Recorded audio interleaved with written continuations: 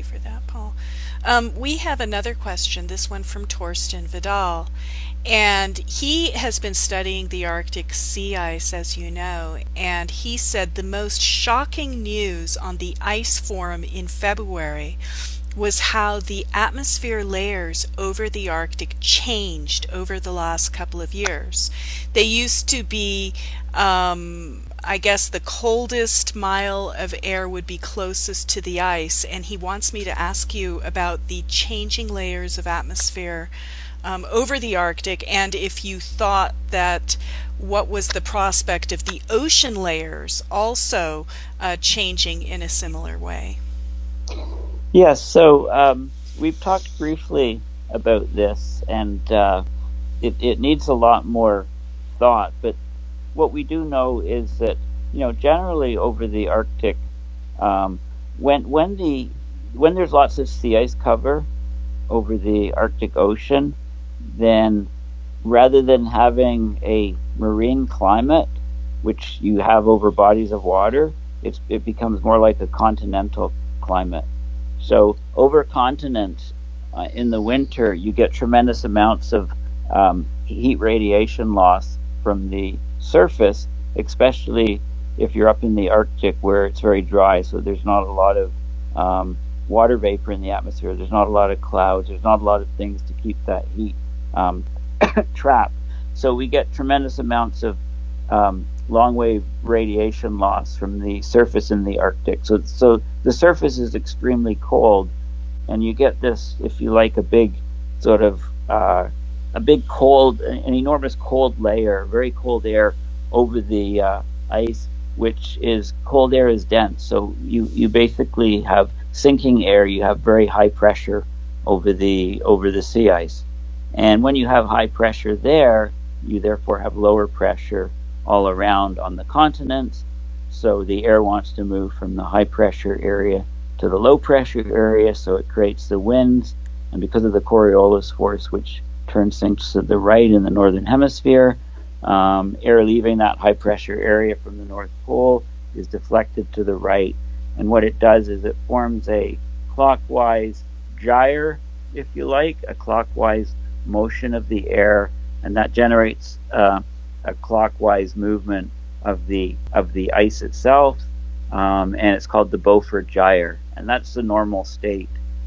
When I say normal, that's the usual state of the Arctic. Now the Beaufort gyre, moving clockwise, it feeds in some of the air, spins off and creates what we call the Transarctic drift, which is basically almost straight line wind spinning off the Beaufort gyre heading out into the North Atlantic.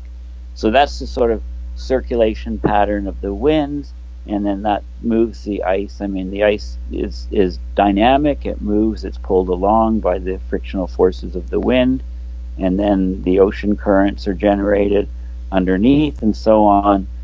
So that's the state that we would have. Now we need to contrast that to a state where the Arctic has no sea ice at all.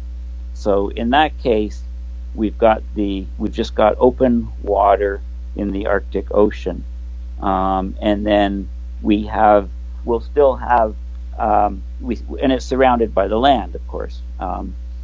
Siberia, northern Canada, the islands, the Canadian archipelago, etc., Greenland. So what happens in this case is, well, let's consider what happens after the summer, when that water's being warmed up, and because the water's warmed up, there's a thermocline, so the water's very hot at the surface, and it gets colder as you go down, and warmer water, and it's going to be fresher from the melt, is very light, so it floats on the surface, so there's not a lot of mixing in the water at that time. But what happens is, as we go into fall from the summer, then the air temperature drops and the continents cool down a lot faster, and the ocean is a lot warmer than the continents. So because the ocean is warmer, the heat rises up and it creates a low pressure area at the surface above the ocean. So this is a reverse situation to what I previously described when there's ice on the surface. So we have a low pressure at the surface, So therefore it's higher pressure all around. That higher pressure air moves in towards the North Pole, deflects to the right, and it creates a gyre which is spinning in a counterclockwise direction, which is in the opposite direction to the, what we're used to, the Beaufort gyre. And by the same token, that will reverse the transarctic drift. That will pull air in from the North Atlantic. So the water and the air will then drag the water currents in those directions. So what we get is basically a reversal of the existing air circulation patterns in the Arctic. So what does this mean? Well, one of the things is you need to look at the actual geography or the geometry of the land ocean areas and try to determine, is more warm water going to be pulled into the Arctic Ocean basin from the new state with no ice versus the old state when there was ice.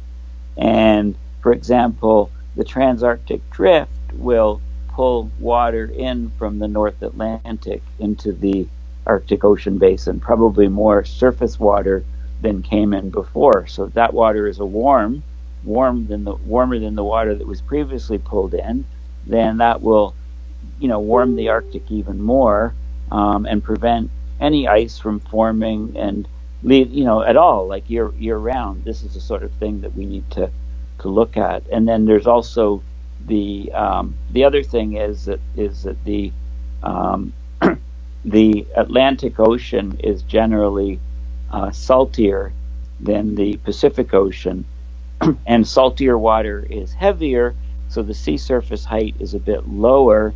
So this tends to lead to more flow of water from the Pacific Ocean through the Bering Strait, into the Arctic Ocean. And, previously water would be flowing out of the Arctic Ocean into the North Atlantic, carrying ice with it.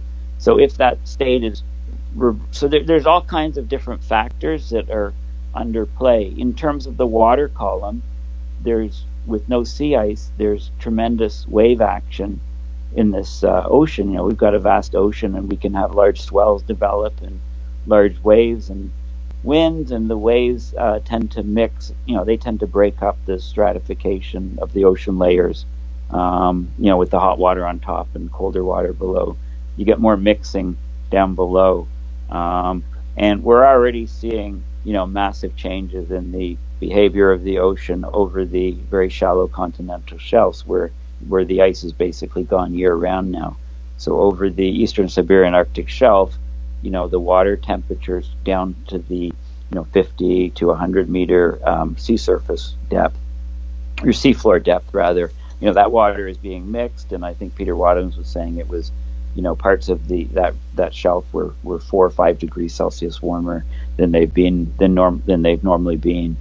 So, well, if that shelf is so much hotter and there's so much methane hydrate deposited there, it would seem to me that it's going to thaw, and that we will have a methane emergency on our hands. Can you talk to us about that?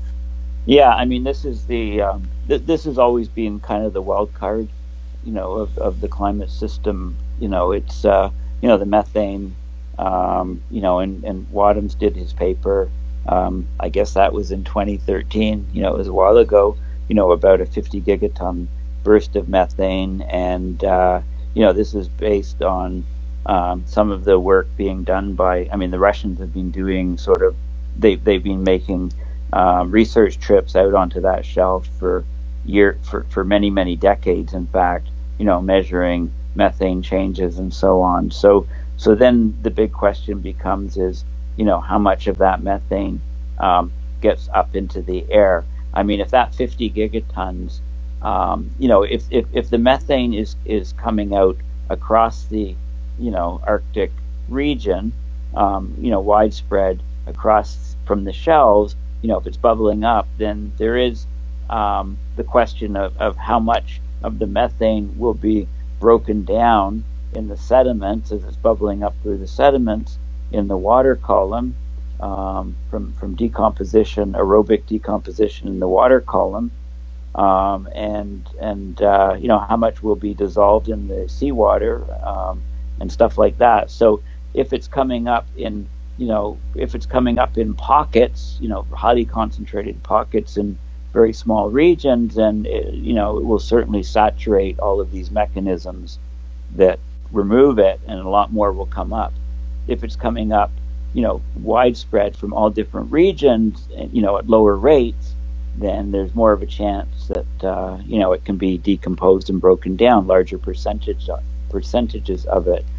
And then there's also the I guess in the winter when there's the ice, methane that's coming up, some of it can be trapped, under the ice and be released, over time as the ice is thawing, depending on, how thick the ice is that it's underneath. So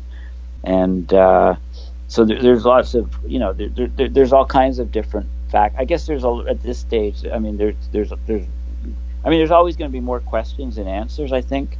We just have to try to figure out as much as we can about all of the different mechanisms and, come up with some reasonable, scenario or viewpoint of how it's all going to play out.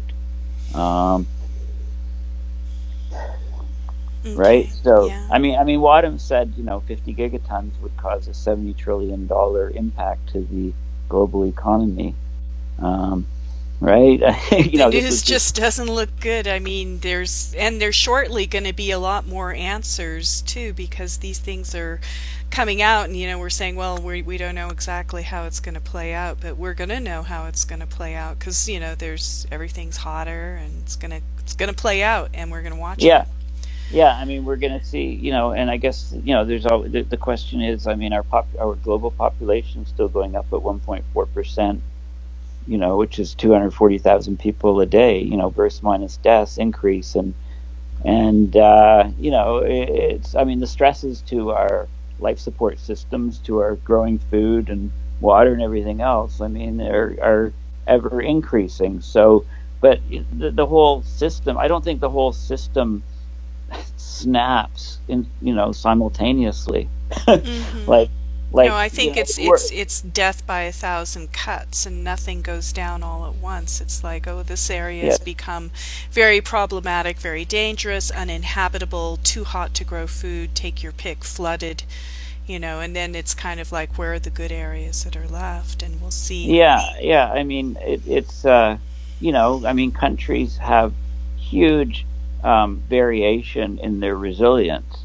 There's articles about food supplies in a number of different African countries, with projections of maybe, we're talking tens of millions of deaths by starvation, just no food in some of these countries. And these projections are even, they're from, they're very near-term projections, maybe, within a few years, right?